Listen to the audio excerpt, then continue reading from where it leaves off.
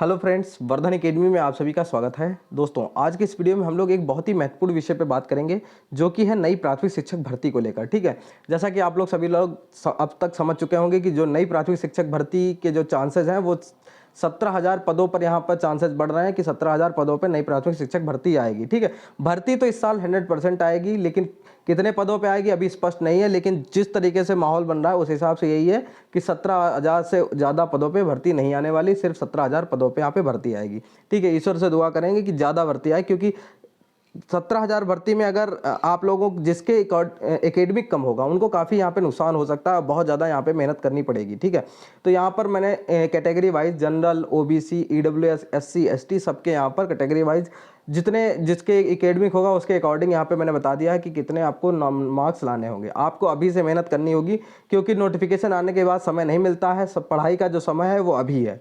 ठीक, आप कहीं से भी करें, बुक से करें, कहीं से भी पढ़ें, ठीक है, लेकिन आप अपनी पढ़ाई करते रहें। तो चलिए आज की वीडियो स्टार्ट करते हैं। वीडियो स्टार्ट करने से पहले आप लोगों को एक चीज़ मैं बता दूं कि पिछली बार 69,000 भर्ती हुई थी। ठीक है, 69,000 शिक्षक भर्ती हुई थी, 69,000 संख्या थी। जब 69,000 थी तब तीसरी काउंसलिंग, मतलब एक तरीके से मैं आपको ये बता रहा हूँ कि कितने पे सिलेक्शन हो गया था। थर्ड काउंसलिंग में जनरल कैटेगरी में हो गया था 66.8 पर। ठीक है, ओबीसी में हो गया था, क्योंकि पिछली बार ईडब्ल्यूएस था नहीं। ओबीसी में पिछली बार सिलेक्शन हुआ था 66.48, लगभग बराबर में हुआ था। ठीक है, और जो एससी कैटेगरी था उसका हो गया था 60.1 पर। ठीक, लगभग में यही लगभग इतने पे ही यहाँ पर हुआ था। और एसटी कैटेगरी अगर कोई पूछे तो एसटी कैटेगरी में जितने लोगों ने क्वालिफाई कर लिया था, क्वालिफाइंग मार्क्स जिन लोगों ने निकाल लिए थे, वो सभी वहाँ पे सेलेक्ट हो गए थे। उसका रीजन अभी मैं आपको बता दूंगा। ठीक है, तो यहाँ पर इतने पे लगभग पिछली बार इतने गुणांक जिनका था पिछली बार सिलेक्शन हो गया था। लेकिन इस बार परिस्थिति बहुत बदल गई है, क्योंकि इस बार देखिए वैकेंसी जो आपकी है वो है 17,000। पिछली बार लगभग 70,000 के 69,000 थी, तो लगभग 4 गुनी ज़्यादा थी इस बार से। ठीक, तो इस बार अगर आपका कैटेगरी वाइज कट ऑफ देखा जाए तो सबसे पहले देखिए मैंने यूआर जनरल का पहले देख लेते हैं। 34 या 34 से ऊपर कुछ लोगों का, गिने चुने लोगों का एकेडमिक होता है। ठीक है, तो उनको सिर्फ 100 नंबर लाने होंगे, 100 नंबर लाने होंगे। 33 अगर है तो जल्दी जल्दी मैं आपको दिखा देता हूँ, जिससे आपका समय ज़्यादा ना यूज मतलब बर्बाद हो। 33 अगर आपका एकेडमिक है तो 103 प्लस, ये सिर्फ जनरल का मैं बता रहा हूँ, जनरल, फिर इसके बाद ओबीसी और ईडब्ल्यूएस का, उसके बाद एससी और एसटी का। ठीक है, तो पहले जनरल का आप लोग देख लीजिए। तो 34 या 34 पर 100 नंबर। 33 अगर आपके मार्क्स एकेडमिक है तो 103, 32 है तो 105, इसके अलावा 31 अगर आपका एकेडमिक है तो 108, 30 है तो 110, 29 है तो 113, 28 है तो 115, 27 है तो 118 और 26 है तो 120, 25 है तो 123 और 24 है तो 125। ठीक है, तो 24 तक का मैंने बताया है कि अगर इतना आपका है, क्योंकि एक उम्मीद मैं लगा रहा हूं कि इस बार जो कट ऑफ है यूआर का जो है वो 17,000 में 74 प्लस जाएगा। 74 से ऊपर गुणांक जिनका बनेगा वहीं यहाँ पर सेफ रहेंगे। ठीक है, तो 74 आपको बनाने के लिए, 74 आपको अगर बनाने हैं अपने जनरल में, तो आपको इस तरीके से मार्क्स लाने होंगे। ये है जनरल का। ठीक है, जनरल के ये हो गए इस तरीके से, जो भी आपका हो आप लोग देख सकते हैं स्किप करके। अब ओबीसी और ईडब्ल्यूएस का लगभग में सेम जाता है। ठीक है, हो सकता है कि थोड़ा ईडब्ल्यूएस को फायदा मिले, लेकिन मुझे लग रहा है कि ओबीसी और ईडब्ल्यूएस बिल्कुल सेम रहेगा लगभग आसपास, क्योंकि भर्ती बहुत कम है तो थोड़ा सा ही अंतर रहेगा लगभग में। ठीक है, अब ओबीसी में देखिए, अगर जनरल में, ठीक है, जनरल में अगर 74 प्लस पे हो सकता है, तो ओबीसी में देखा जाए तो दशमलव में ही अंतर रहेगा, लेकिन 73 प्लस मान के चलिए, 73 को मान के चलिए कि 73 प्लस आपका गुणांक होगा तो ही आपका सिलेक्शन होगा, अगर 17,000 वैकेंसी आती है तो। ठीक, तो 73 के लिए 34 या 34 से ऊपर वालों के लिए 98 नंबर, 33 100 जिसका एकेडमिक 33 है उसके 100 नंबर लाने होंगे, 32 वाले को 103, 31 वाले को 105, 30 वाले को 108 नंबर और 29 एकेडमिक वाले को 110 ओबीसी में, 28 एकेडमिक वाले को 113 ओबीसी में। ठीक है, 27 अगर ओबीसी में है एकेडमिक तो 115 नंबर, 26 है तो 118 नंबर, 25 है तो 120, 24 है तो 122 और 23 है तो 125। ये ओबीसी का मैंने बता दिया। तो यहाँ पे जनरल और ओबीसी के यहाँ पे क्लियर होगा। ठीक है, ये देखिए एक एक करके मैंने कैटेगरी वाइज बता रहा हूँ। ये ऊपर जनरल वाली हो गई थी, एक बार फिर से आप लोग हल्का हल्का देख लीजिए कि कितनी, यहाँ इधर साइड में मैंने एकेडमिक लिखी है और इधर में आपको नंबर्स कितने लाने होंगे। ठीक है, ये चीज़ें लिखी। तो ये हो गया जनरल का। अब ये ओबीसी और ईडब्ल्यूएस का हो गया। ठीक, ईडब्ल्यूएस और ओबीसी। ठीक है, ये हो गया ईडब्ल्यूएस और ओबीसी का। अब हम लोग देखेंगे एससी कैटेगरी का। एससी कैटेगरी में क्या है, एससी कैटेगरी में पिछली बार जो सिलेक्शन हो गया था वो लगभग हुआ था 60.1 पर, ठीक, लगभग 60.1 गुणांक पर। इस बार आप मान के चलिए कि 69 के आसपास, 69 प्लस गुणांक अगर आपका होगा तो ही आपका सिलेक्शन हो पाएगा, क्योंकि 17,000 वैकेंसी बहुत कम वैकेंसी है, ठीक है। पिछली बार 60.1 पे हो गया था, इस बार 69 के आसपास ही हो पाएगा। तो 33 या 33 प्लस अगर आपका एकेडमिक है तो आप सिर्फ पास कर लेंगे, 90 नंबर आप ले आएंगे, आपका सिलेक्शन हो जाएगा। 32 है तो 93, 31 है तो 95, 30 एकेडमिक है एससी कैटेगरी में तो 98 नंबर आपको लाने होंगे, 29 एकेडमिक है तो 100 नंबर लाने होंगे एससी कैटेगरी में, 28 एकेडमिक है तो 103 नंबर आपको एससी कैटेगरी में लाने होंगे, 27 अगर आपका एकेडमिक है तो 105 नंबर आपको लाने होंगे, ठीक है, एससी कैटेगरी में।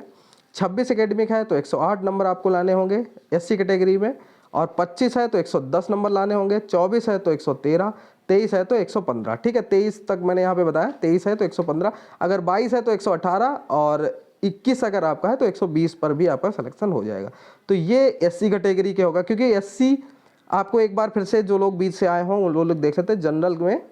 जनरल में कितना 74 प्लस, ओबीसी में 73 प्लस, हालांकि सिर्फ दशमलव में ही अंतर रहेगा ओबीसी और ईडब्ल्यूएस, ठीक, ईडब्ल्यूएस। और एससी कैटेगरी में आपका जो है वो आपको 69 प्लस आपको गुणांक लेके आना होगा, ठीक है, इससे कम पे सिलेक्शन इस बार मुश्किल हो जाएगा, ठीक है। तो ये हो गए जनरल, ओबीसी और एससी। अब देखिए एसटी कैटेगरी। एसटी कैटेगरी में आपको पहले मैं दिखा दूं कि पिछली बार कितने लोग पास हुए थे। पिछली बार जब वैकेंसी थी 69,000, ठीक है, 69,000 थी, और 2% इनको क्या मिलता है, आरक्षण मिलता है, ठीक है। 2% आरक्षण का मतलब था कि पिछली बार लगभग इसका 69,000 का साधन 14, लगभग 1400 वैकेंसीज थी, लेकिन उसमें एससी एसटी कैटेगरी के लिए रिजर्व जो थी वो लगभग 1400 थी, और पास सिर्फ हुए थे 270। तो जितने लोग पास हो गए थे उतने में ही यहाँ पे सिलेक्शन हो गया था। तो इस बार भी अगर एसटी कैटेगरी में 17,000 ही वैकेंसी आती है टोटल, तो भी 2% अगर निकाल दिया जाए तो 340 जो पद हैं, 340 जो पद होंगे वो रिजर्व्ड होंगे। इसमें सिर्फ एसटी कैटेगरी के जो लोग हैं वो पास हो जाएंगे, उतने में ही सिलेक्शन हो जाएगा। लेकिन फिर भी मैं कहता हूं कि अगर आप लोग 100 प्लस का यहाँ पर टारगेट रखें तो आपके लिए बहुत बेहतर रहेगा, ठीक है, ये बहुत बेहतर रहेगा। कुछ लोग शिक्षा मित्रों के बारे में भी पूछ रहे थे, तो पिछली बार का आप लोग देख लीजिए, 69,000 में 4,31,466 लोग पास हुए थे, पंजीकृत हुए थे, 4,09,000 लोगों ने पेपर दिया था, और 1,46,060 लोगों यहाँ पे परीक्षा उत्तीर्ण की थी, ठीक है। ये कैटेगरी के वाइज कितने लोग यहाँ पे पास हुए थे ये भी लिखा है, ठीक। डीएलएड 38,610 लोग पास हुए, शिक्षा मित्र 8,000 पास हुए, बीएड 97,000 लोग पास हुए, तो अदर्स 2,000। कुछ लोगों के मन में ये है कि शिक्षा मित्र पिछली बार 8,000 पास हो गए थे, इस बार भी 6-7,000 तो पास ही हो जाएंगे, तो ऐसा नहीं है। इसका एक रीज़न है, हो भी सकता है पास हो जाए, लेकिन एक रीज़न ये भी है कि पिछली बार जो वैकेंसी आई थी 69,000, उससे जस्ट एक साल के अंदर ही देखिए 68,500 की जो वैकेंसी थी वो जनवरी 2019 में उसका पेपर हुआ था, और जो आपकी 69,000 की वैकेंसी थी वो लगभग 10 महीने या 11 महीने के बाद उसका भी पेपर हो गया था। तो लगभग एक ही तैयारी से दोनों में वहाँ पर मतलब दोनों में बैठने को मिल गया था। लगभग एक ही बार वो तैयारी करने पर थोड़ी सी लगातार 2 वैकेंसी आ गई, तो शिक्षा मित्रों को भी आराम हो गई थी वहाँ पर, ठीक है, क्योंकि एक ही जो तैयारी की थी उसमें थोड़ा सा और ऐड करना था, और अगली बार वो लोग पास हो गए, ठीक। लेकिन अब 3 साल से बैठे हैं और चीज़ें यहाँ पर निकल चुकी हैं, और थोड़ा लेवल भी अब की हाई होगा, तो इस बार मुझे लगता है 4,000 से 5,000 यहाँ पे शिक्षा मित्र पास हो सकते हैं, ठीक है। तो ऐसे में आपको मेहनत करनी पड़ेगी अच्छे से, और उम्मीद करते हैं कि आप लोग खूब मेहनत करेंगे। और ऐसा नहीं है कि नंबर्स लाए नहीं जा सकते, लेकिन यही चीज़ है कि वैकेंसी कम है तो आपको कम से कम इतना मार्क्स लाने होंगे। अभी ऐसी कोई डरने वाली बात नहीं है, अभी आपको सिर्फ अपनी मेहनत करनी है, अपना ये टारगेट आपको लिख लेना चाहिए कि इतने नंबर्स मुझको लाने हैं, और उसी के आधार पे अपनी मेहनत को मतलब अपनी रणनीति बनानी चाहिए कि मुझे 120 प्लस, सबको यही सोचना चाहिए कि 120 प्लस अब मुझे नंबर लाने, ठीक है। और फिर जब मेहनत करेंगे तो ऐसा नहीं है कि फल नहीं मिलेगा। और बहुत से लोग मैं ऐसे भी जानता हूं जिनके 125 126 नंबर भी आए हैं, लेकिन बिना कोचिंग के, ठीक है। तो आप लोग भी मेहनत करेंगे तो आप लोगों का भी यहाँ पर अच्छे से पेपर हो जाएगा, और उम्मीद करते हैं 17,000 भी वैकेंसी आए तो आप लोग अच्छे से मेहनत करके और यहाँ पर एक सीट अपनी पक्की करें, ठीक है। और रही बात की वैकेंसी की, अभी 17,000 कन्फर्म है या नहीं, 17,000 की बातें चल रही, क्योंकि 17,000 के लिए बेसिक शिक्षा मंत्री जो पिछले बेसिक शिक्षा मंत्री थे सतीश द्विवेदी जी, उन्होंने यहाँ पे एक विज्ञप्ति जैसी जारी की थी उसमें कहा था 17,000 वैकेंसी के लिए, लेकिन अभी जो नई वैकेंसी की जो बात हो रही है वो अभी कंफर्म नहीं हो सकता है कि वैकेंसी बढ़ जाए, लेकिन ज़्यादातर जो चांसेस हैं वो 17,000 वैकेंसी के ही हैं।